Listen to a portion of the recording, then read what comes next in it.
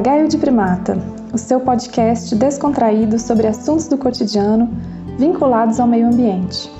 Uma colaboração entre a Bocaina Biologia da Conservação e pesquisadores que acreditam na comunicação da ciência e na capacitação em prol da conservação da biodiversidade. Para essa temporada, escolhemos o papagaio para ser o nosso porta-voz. Já parou para pensar que incrível o fato de que papagaios falam? Eles aprendem a replicar a fala de outras espécies, possibilitando uma interação pouco comum no mundo animal. O papagaio é curioso e, se deixar, ele vai repetir, sempre pronto para espalhar as notícias. Aqui ele vai falar de assuntos do cotidiano onde a ciência está presente, com ênfase no meio ambiente, o seu habitat natural. A gente vê uma amizade especial entre papagaios e humanos, e aqui vamos aprender juntos uma nova forma de falar sobre ciências socioambientais. Estamos todos embarcados e navegamos em uma expedição que busca desvendar caminhos para a popularização da ciência. Não basta falar a língua do outro, é preciso percorrer rotas ainda pouco exploradas por esses amantes da ciência. Estão prontos?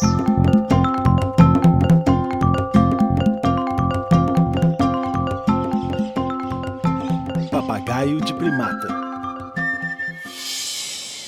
Acho que todo mundo sabe que papagaio consegue falar, mas a verdade é que pouca gente escuta o que a gente tem para dizer. O que os humanos normalmente se atentam são umas bobagens, uns repetecos. Mas se você parar para prestar atenção, temos muita coisa boa para falar. Temos até a nossa própria língua. Nossa história, nossa maneira de contar as coisas. Eu, por exemplo, já trombei com muito papagaio nessa vida.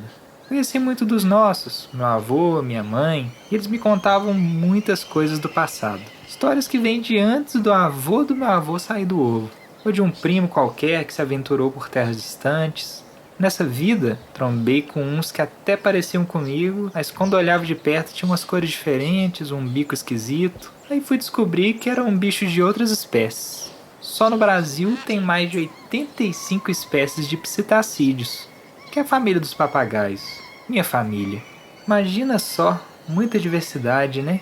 Nos primeiros mapas, lá de 1500 em diante, essa riqueza já era plenamente evidenciada e o nosso país foi designado como Brasilia Sive Terra Papagalorum, que do latim quer dizer Brasil, a terra dos papagaios. Somos famosos por aqui desde antes da invasão portuguesa. As araras e maritacas, por exemplo, ainda preservam o nome dado pelos tupis-guaranis. E olha que alguns de nós vivem quase 100 anos. Eu mesmo já perdi a conta de quantas velhinhas já paguei. Mas uma coisa é certa. Nós passamos uma boa parte dessa vida trocando ideias. Isso para não falar o tanto de primata que já passou na minha vida. É isso mesmo. Você que está escutando aí provavelmente é um ser desse tipo. Ser humano, primata. Nas minhas viagens, já convivi com muitos primatas. No barco sou só eu e um monte de humanos. Todos os desbravadores do mar, alguns amigos, outros nem tanto. Com os capitães mesmo é sempre meio complexo. Cultos, cheios de suas convicções, mas eu tenho que concordar que eles têm muito respeito e admiração pelas maravilhas do mar. Muitas vezes me contavam as coisas usando palavras complicadas, algumas que demorei décadas para finalmente entender. E eu quase sempre li, de bico calado, mas sempre de ouvido muito atento. E também muitos marujos, claro, que davam um banho de sabedoria quando o assunto era as coisas da vida. Uma coisa é verdade, já passei por períodos de calmaria que podia admirar o mar o dia todo pousado no mastro. Mas também por muitos momentos sombrios que ficava preso na cabine só escutando o barulho dos canhões. Mas o que não faltou nessa minha vida foram histórias, expedições e aventuras. E pensando bem, acho que chegou a hora de eu falar pra valer. Uma hora dessas você já deve estar aí se perguntando, será que esse bicho é bom de prosa? Bem, disso eu não sei, mas o que eu quero mesmo é compartilhar um bocado dessas histórias que eu vivi e também os causos que eu decorei de tantos primatas se repetirem.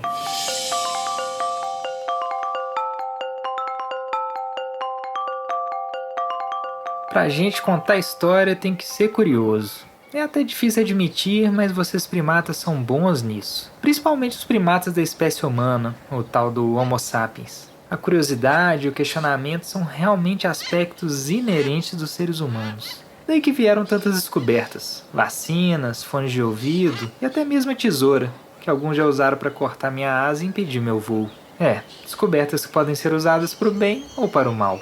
E se tem uma coisa que otimizou demais essa evolução do pensamento, que ajudou muito mesmo a acelerar e organizar as ideias, foi a tal da ciência. Tá aí um tema que eu sempre admirei. E tenho muitas histórias sobre esse assunto para contar. Teve, por exemplo, uma vez que eu conversei sobre ciência com a mestra do navio. Ela me disse que a ciência começa com inquietação. A ciência começa com uma inquietação, uma pergunta. Ah, peraí, nem expliquei direito. A mestra do navio é a governadora da embarcação, encarregada pela chefia dos marinheiros. Mas o que ela gosta mesmo é de filosofia, literatura e principalmente das descobertas que a ciência nos proporciona.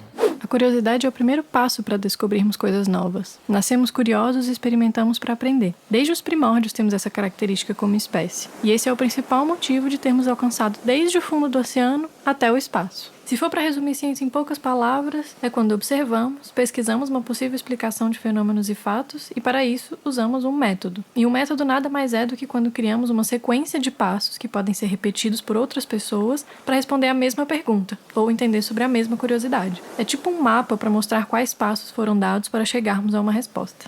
Há várias formas de se obter conhecimento sobre os objetos do mundo.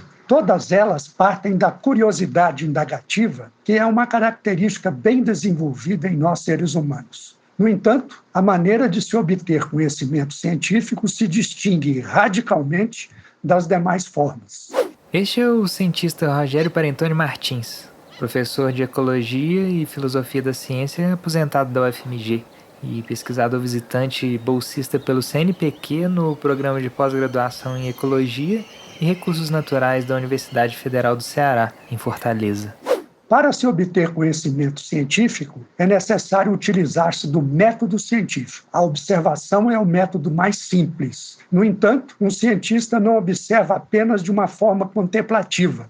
O cientista observa tendo em vista alguma indagação. Por exemplo, como isso ocorre? Por que isso ocorre? Outro método que também busca resposta aos mesmos tipos de indagações é o da experimentação. Nesses tempos de pandemia causada pelo SARS-CoV-19, cientistas utilizam o procedimento duplo cego para testar a eficácia e consequências da aplicação da vacina. Parte das pessoas recebe a vacina e outra parte placebo. Nem quem recebe e nem quem aplica sabe se estão aplicando uma ou outro. Isso evita que haja tendenciosidade nos resultados, produzidos principalmente por eventuais falhas humanas. Finalmente, uma característica importante é de que o método utilizado pelo cientista pode ser utilizado por outro cientista para checar a validade dos resultados. Portanto, o conhecimento científico, para ser validado, necessita ser confirmado de forma independente por outro cientista.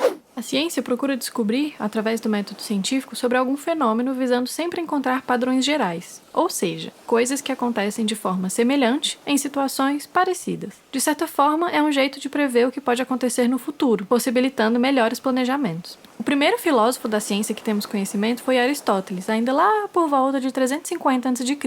Ele foi responsável pela sistematização do conhecimento e pela divisão dos campos do saber, e é, digamos assim, o inventor da lógica. Aristóteles dedicou muito de sua filosofia a entender as causas de tudo que observava. Entender as causas dos diversos fenômenos é a razão de ser da maioria dos experimentos da ciência moderna. E apesar da ciência estar presente há milênios na sociedade humana, um cara que ajudou muito na evolução da ciência como um método foi o filósofo Karl Popper, já no início do século passado. Resumidamente, segundo tal Popper, o método científico sempre parte de um problema, ao qual se oferece uma espécie de solução provisória, uma tentativa de resposta. Tipo propor uma explicação para o fato de que a âncora afunda na água do mar. Então depois criticamos essa solução para tentar eliminar o erro. Será que dá certo em qualquer condição? Pode ter sido por acaso? Então o processo se renova, dando origem a novas perguntas. Genial e simples, né? O Popper mesmo dizia: eu gostaria de resumir esse esquema dizendo que a ciência começa e termina com problemas. Por isso que as possibilidades de descoberta são infinitas. O mais bonito de tudo isso é que questionar as coisas gera um pensamento crítico. Ajuda a gente a não sair acreditando em qualquer coisa, qualquer mensagem de WhatsApp. Cientistas ou não, podemos aprender a buscar respostas ao que nos parece duvidoso. Nós podemos ser cientistas em nosso dia a dia. O fazer ciência inicia-se com uma pergunta e ao longo do meu dia surgem várias. E essas perguntas partem de uma curiosidade, tipo, por que as folhas das árvores são verdes? Ou por que o bico do tucano é tão grande? Para muitas dessas perguntas a gente já sabe a resposta e acha rapidinho digitando no Google, mas sempre existirão perguntas a serem respondidas. Basta ver uma criança explorando o mundo para notarmos que nascemos questionando e experimentando tudo. Pois é, o cientista é uma criança que cresceu e continua perguntando sobre o mundo e os seus mistérios. Usando o poder do nosso cérebro pensante, podemos duvidar e testar as coisas. É o que chamamos de empirismo, que é nada mais, nada menos do que a experimentação, e para realizá-la temos que pensar no melhor método possível. São tantas conversas interessantes que eu já tive com a mestra do navio. Ela tem uma memória de causar inveja a qualquer elefante, viu? Às vezes ficamos horas na proa do barco ali trocando ideia. Ela também tem esse dom de lembrar de tudo que as pessoas falam. Lembrava dos anos, dos lugares, do contexto social. Não é pra qualquer um, não. E nesse dia ela usou essa palavra que eu nunca tinha escutado e nunca mais vou esquecer. Empirismo. Eu fiquei repetindo essa palavra por muitos dias. Empirismo, empirismo, empirismo.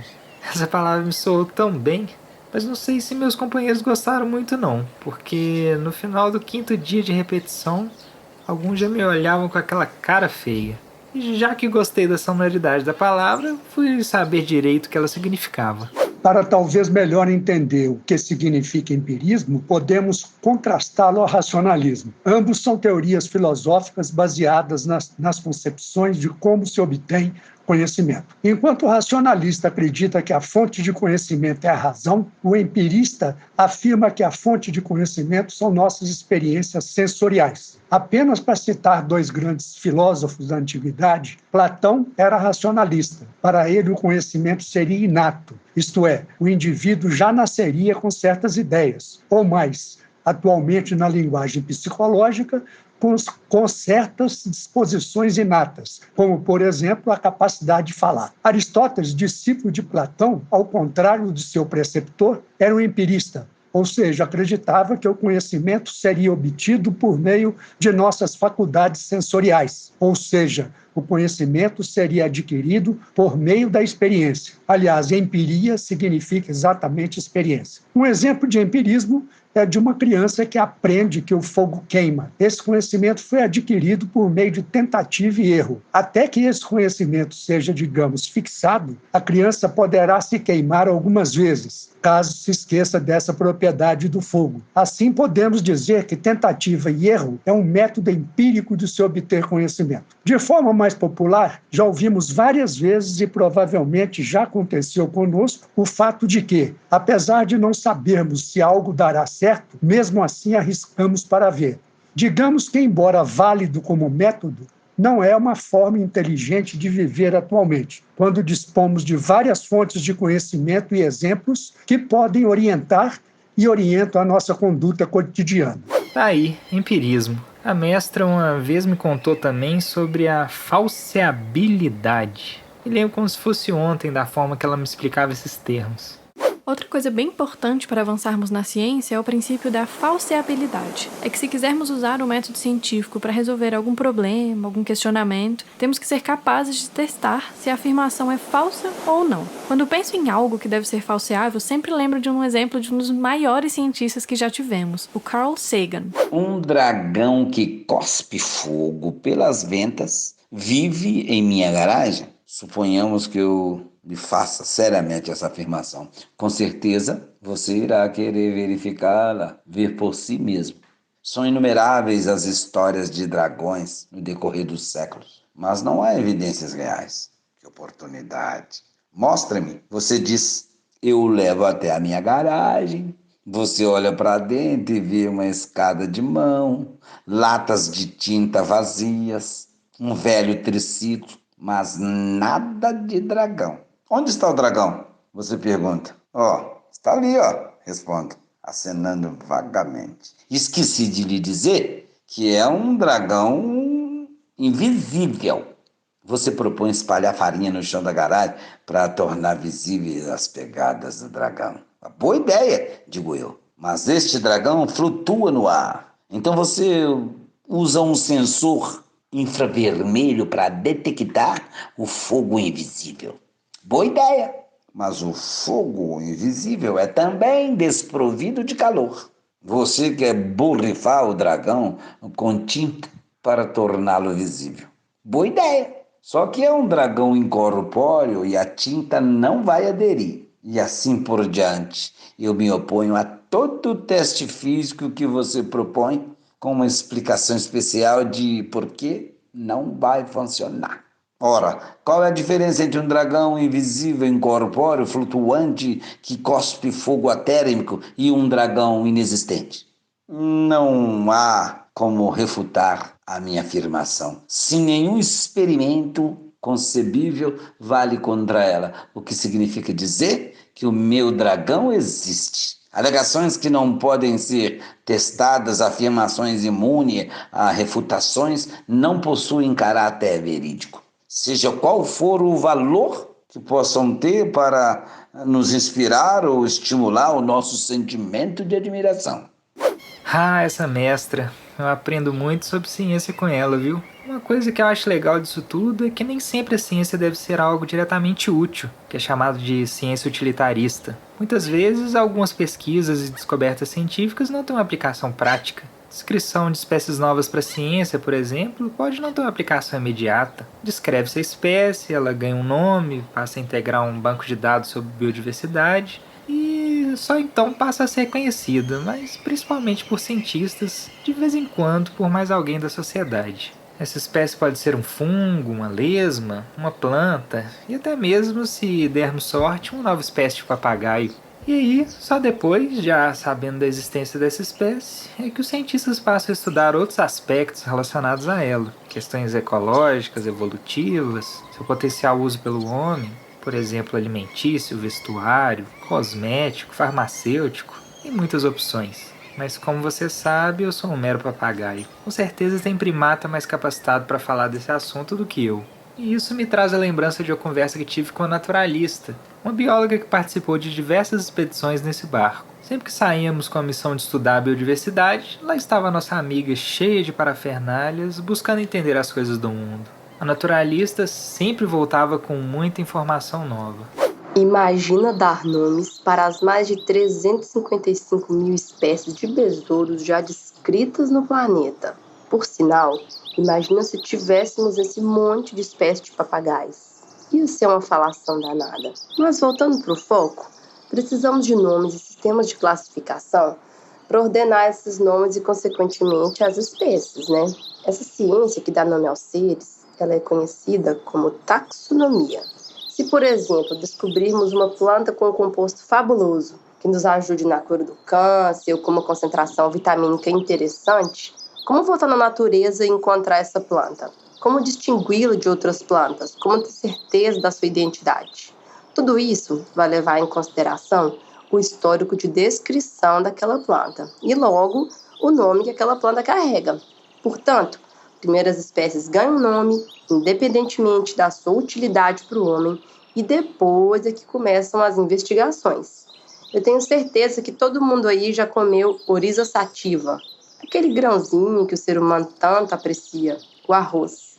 Existem várias outras espécies de oryza que não são comercializadas ou até mesmo não interessam para o paladar humano, mas que podem possuir outros potenciais importantes. Ou não, né? O importante é que elas já possuem nome e estão aí para serem investigadas. E com certeza elas desempenham um papel no ecossistema natural que elas habitam.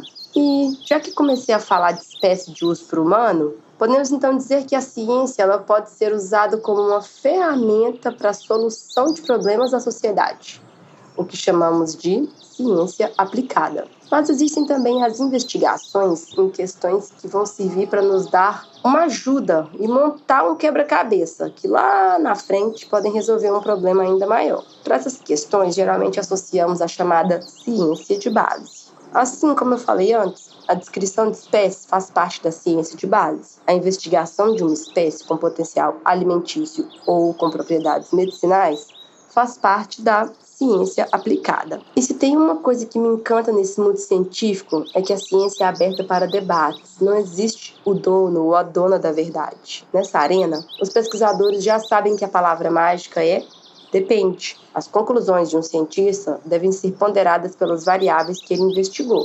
Essas variáveis mudam com o tempo e espaço. Por isso, temos resultados diferentes para acontecimentos tão semelhantes.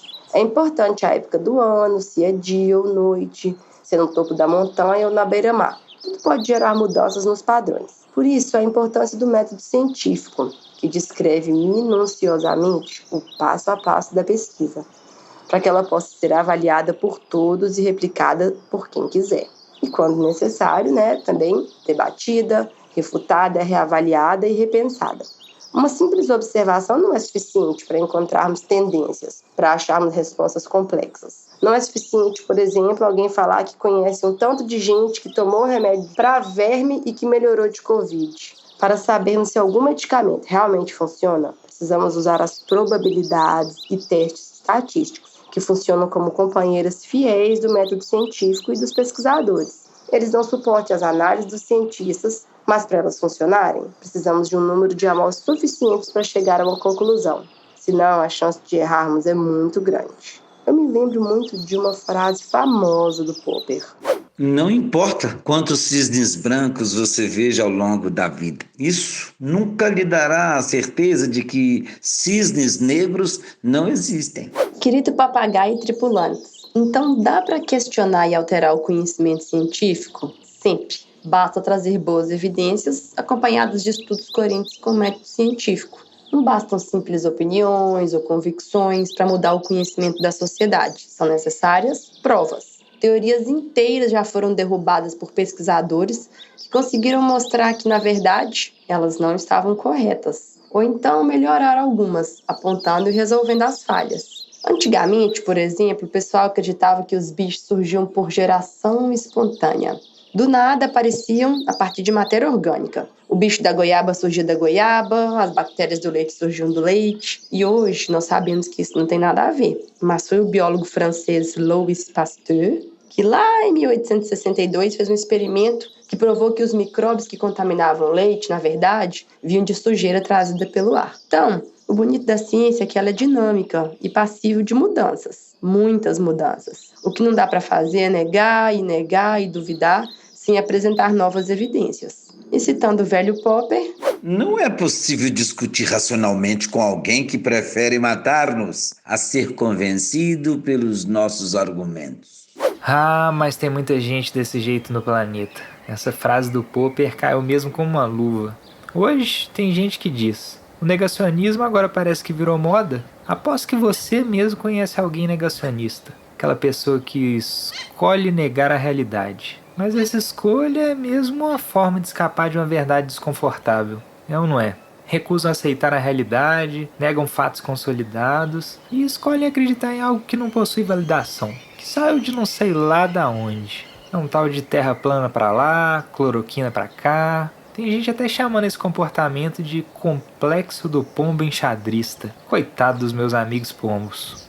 Quando eu escuto uma coisa dessa, eu fico bem chateado. Mas é bom lembrar de uma coisa: sempre houve negacionismo na ciência. Muitas vezes, quando surge uma ideia inovadora, que muda um paradigma, tira a gente mesmo da zona de conforto. Não sei se você já ouviu falar, por exemplo, no Giordano Bruno, que viveu lá no século XVI. Pois é, o Giordano revolucionou várias áreas do conhecimento. Ele propôs, por exemplo, que as estrelas são como sóis distantes, cercados por seus próprios planetas, e insistiu que o universo é infinito. Não poderia ter um centro como o pessoal da igreja considerava a Terra. Ele estava super certo, mas foi condenado à morte na fogueira da Inquisição. A história é triste, mas o caso do Giordano Bruno é considerado até hoje como um marco na história do livre pensamento. E aí, eu me lembro de mais uma conversa com a mestra.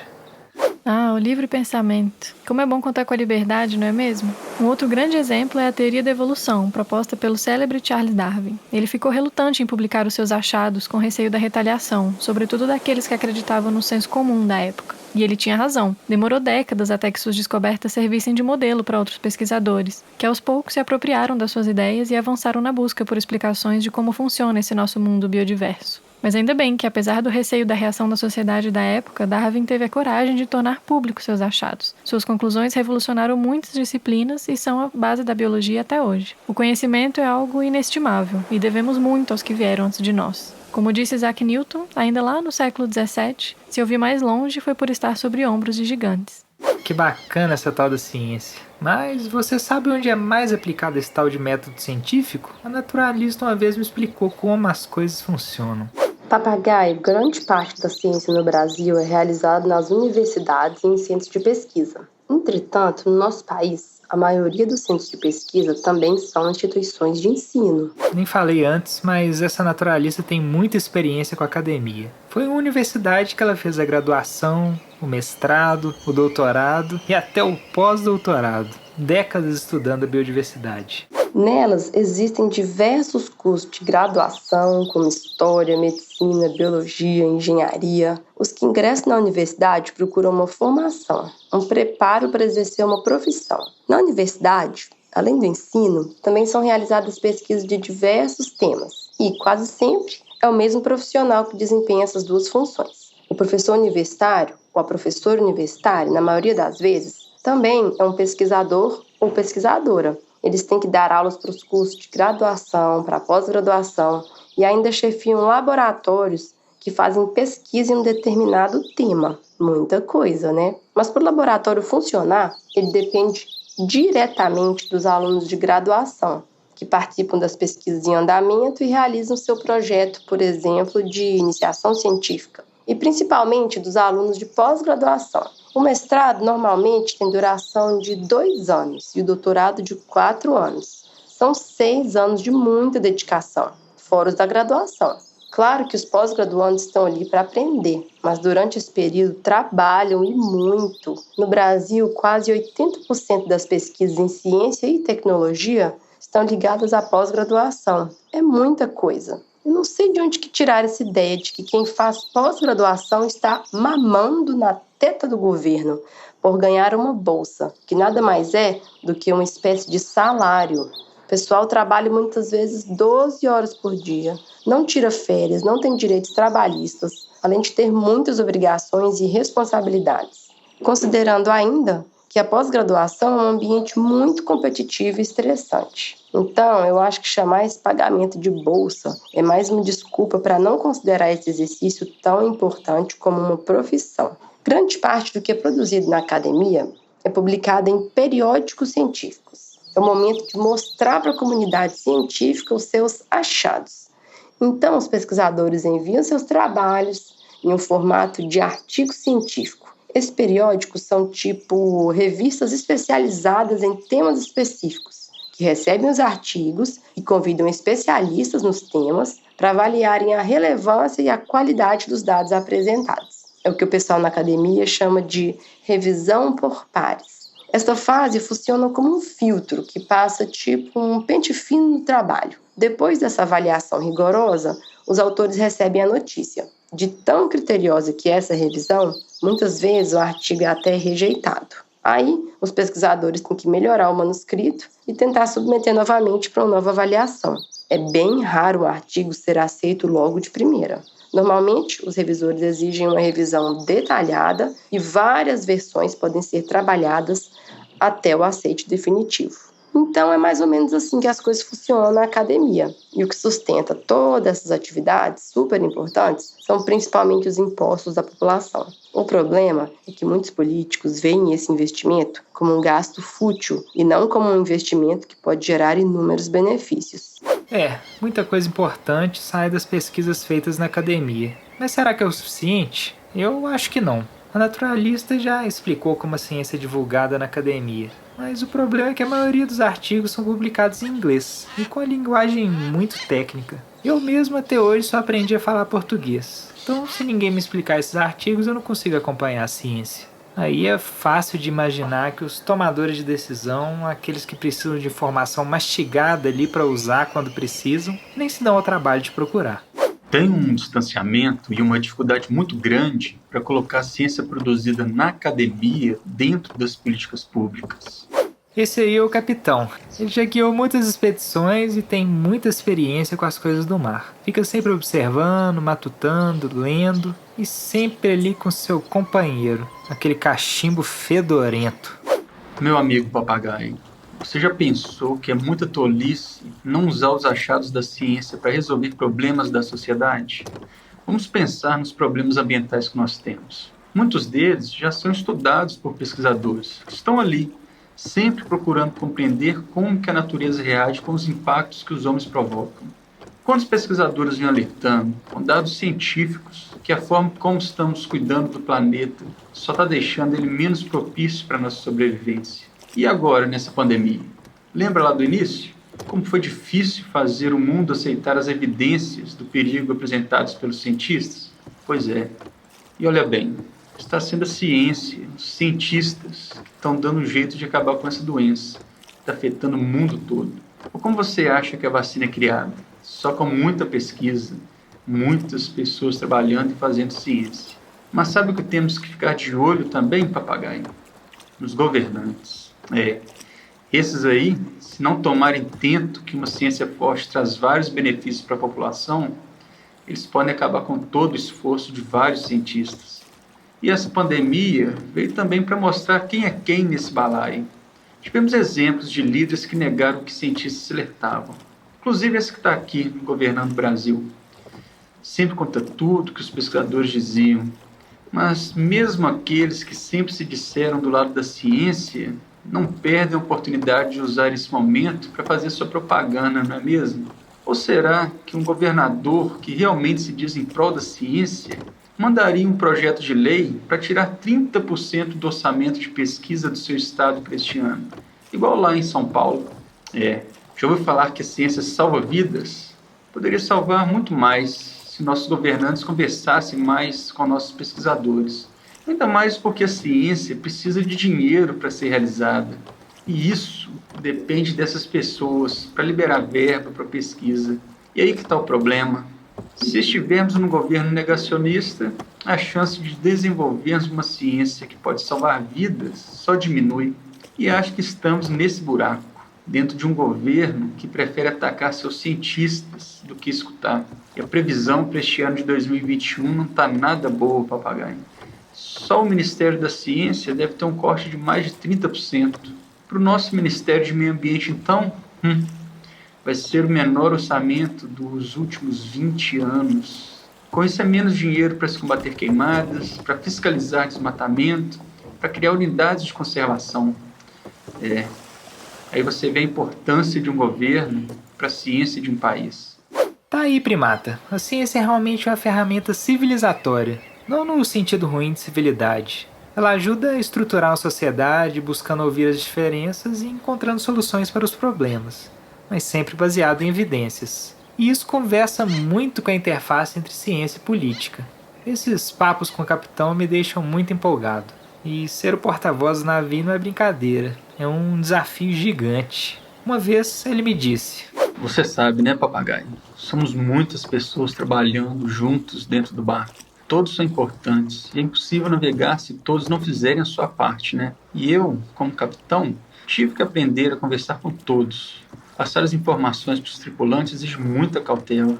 Basta um erro de comunicação e podemos acabar no lado errado do oceano. No início, não estava acostumado não. Na hora de conversar com alguns, me embolava todo. Tinha que saber com quem podia usar termos mais técnicos. Terminologias navais como alhetas, patilhão, adeiriça, barlavento.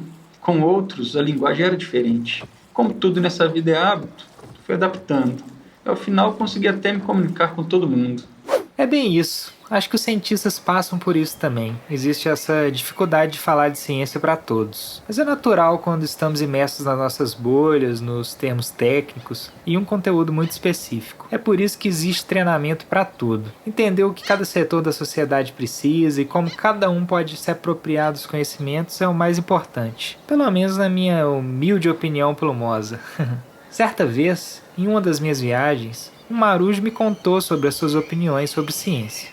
Esse trem de ciência é algo complicado. Muita gente acha que marujo não entende ciência. Posso não entender como é que o povo inventa e descobre as coisas, esse tal de método científico e coisa e tal. Mas eu sei que várias das coisas que me ajudam no dia a dia só existem por causa da ciência. Afinal de contas, se não fossem todas essas invenções, como é que a gente ia navegar? Desde o barco que não afunda na água até a bússola que guia nossas expedições. Provavelmente, nem aqui estaria conversando com você, papagaio, se não fosse essa tal de ciência.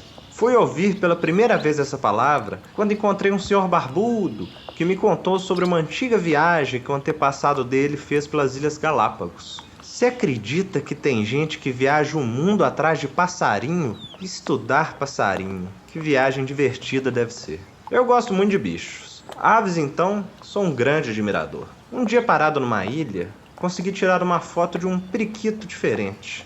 Nunca tinha visto o bichinho. Fiquei curioso. Pensei onde mais que ele vivia, o que ele comia, como é que era o dia a dia dele, né? Aí um dia, nessas conversas que a gente tem, nesses momentos de folga, um amigo marujo me contou que tinha tipo um álbum de figurinhas de aves na internet, onde a gente colocava as fotos dos bichos que a gente tirava, e eu fiquei interessado, né? Pensei, uai, se álbum de figurinha da Copa do Mundo já era legal, imagina fazer um só com aves, sem ter que gastar dinheiro com figurinha? Nisso, ele me falou que o site chamava Wikiaves e já tinha mais de 36 mil colecionadores que já tinham tirado mais de 3 milhões de fotos de aves e identificado mais de 1.890 espécies no Brasil. E ainda tinha informação sobre todo o estilo de vida, né, desses bichos. Fiquei fascinado. Curioso que sou, fui lendo no site e apareceu uma expressão que nunca tinha ouvido falar. Uma tal de ciência cidadã, que é um jeito de qualquer pessoa contribuir para o levantamento de informações e estudos científicos. Voltei para o barco muito empolgado, né? Aí eu comecei a contar para os meus companheiros sobre essa coisa diferente. Até então, achava que essa tal de ciência, só quem fazia eram esses doutores aí. Mas se acredita que qualquer um pode contribuir para a ciência? Uns acreditaram em mim, outros riram. Acharam que o lugar de marujo era fora desse mundo científico. Até que um dia, navegando em alto mar, achamos uma tartaruga morta flutuando. Colocamos para dentro do barco e notei algo diferente nela. Ela tinha tipo uma plaquinha na nadadeira. Nisso, lembrei de um papelzinho que tinha ganhado do povo daquele projeto Amar.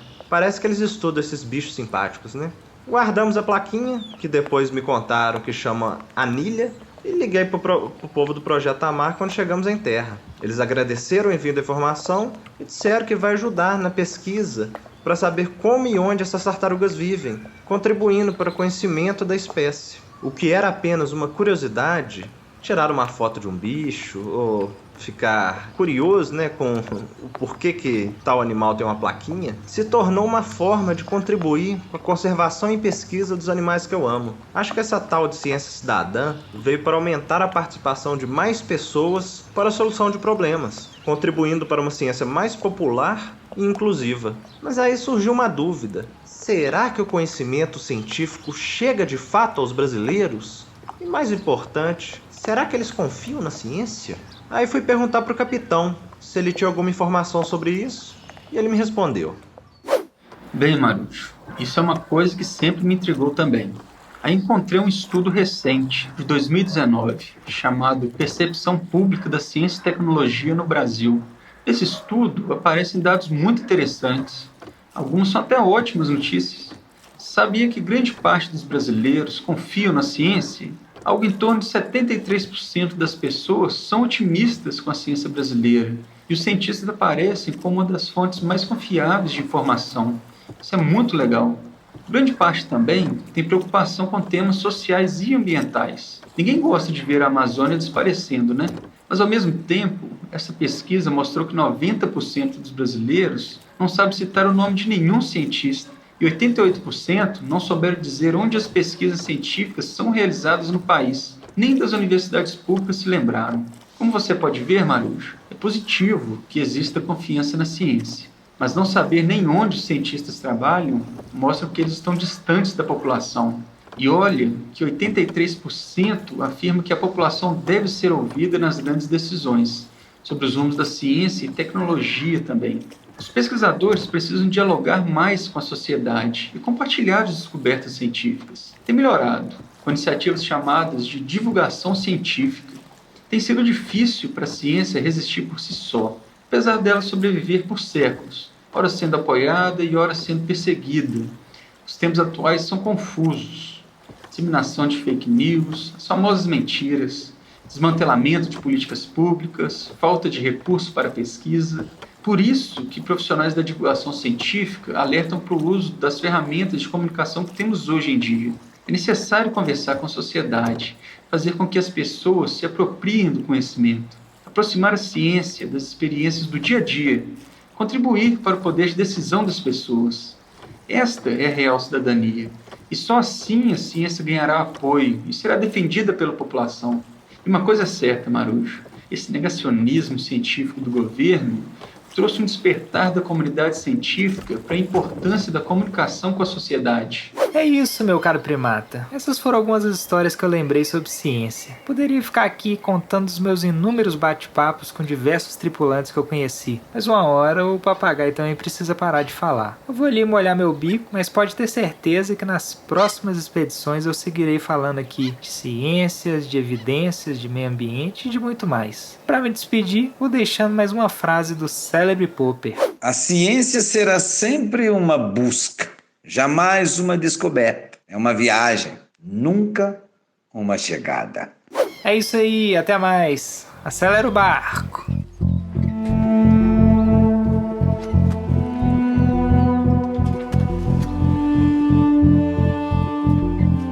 Este foi o primeiro episódio da segunda temporada do Papagaio de Primata.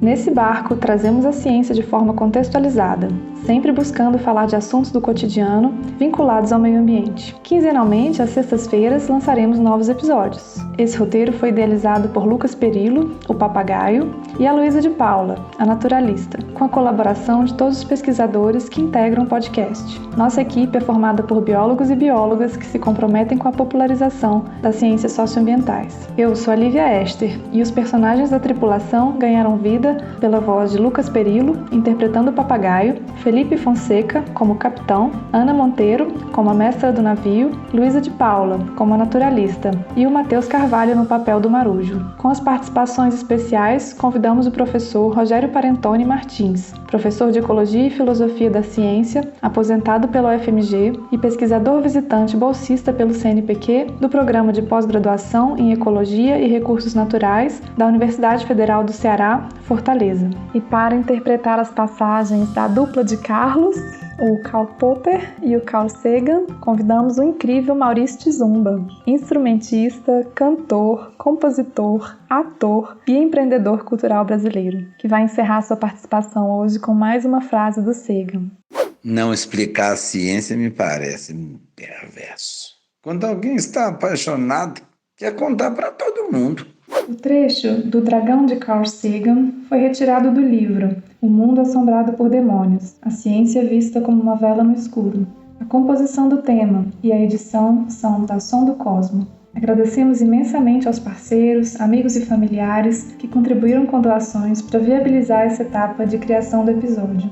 O nome de todos está no site como forma de agradecimento. Não se esqueça de entrar no nosso site www.biologiadaconservação.com.br/papagaio de primata. Sempre criamos uma página exclusiva para cada episódio, com todas as referências, sugestões de leitura e vídeos complementares. Visite nossa multiplataforma para mais informações sobre plataformas de ciência cidadã e demais assuntos sobre ciência e sociedade. E claro, sempre queremos ouvir de você. Tá gostando? Tem críticas, sugestões? Manda um e-mail pra gente no papagaiodeprimata@biologiadaconservação.com.br ou deixe seu comentário diretamente na página do episódio. O podcast Papagaio de Primata é organizado pela Bocaina Biologia da Conservação em parceria com pesquisadores que acreditam na comunicação da ciência e na capacitação em prol da conservação da biodiversidade.